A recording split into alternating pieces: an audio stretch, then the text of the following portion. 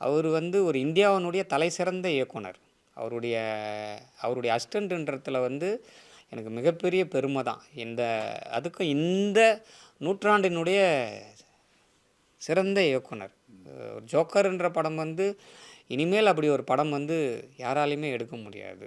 அதேமாரி வந்து நீங்கள் ஜிப்சின்ற படத்தையும் இதுக்கப்புறம் வந்து யாராலையும் எடுக்க முடியாது. குக்குன்ற படத்தையும் இதுக்கப்புறமும் யாராலையும் எடுக்க முடியாது. ஏன்னா குக்கு பார்த்தீங்கன்னா நீங்கள் வந்து ஒரு 2 கேரக்டர் இல்லாத படத்தில் இருக்கிற எல்லா கேரக்டருமே வந்து பிளைண்டாக வச்சு ஒரு ஹிட் கொடுக்கணுன்றதுலாம் வந்து மிகப்பெரிய விஷயம்.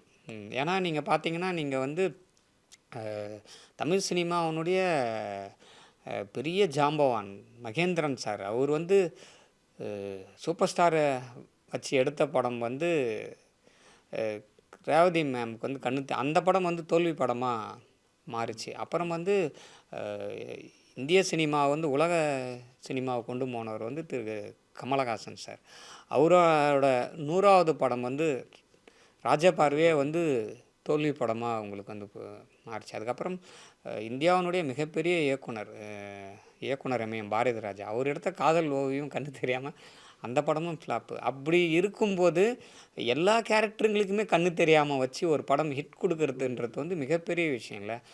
அதனால் வந்து அவரு என்ன படம் எடுத்தாலும் சின்னதாக ஒரு தவறு நடக்கலாம். அவர் வந்து இந்தியாவினுடைய தலைசிறந்த இயக்குனர் தான். அதில் வந்து ஏன்னா அவரை மாரி இங்கே யாருமே அரசியல் பேச முடியாது.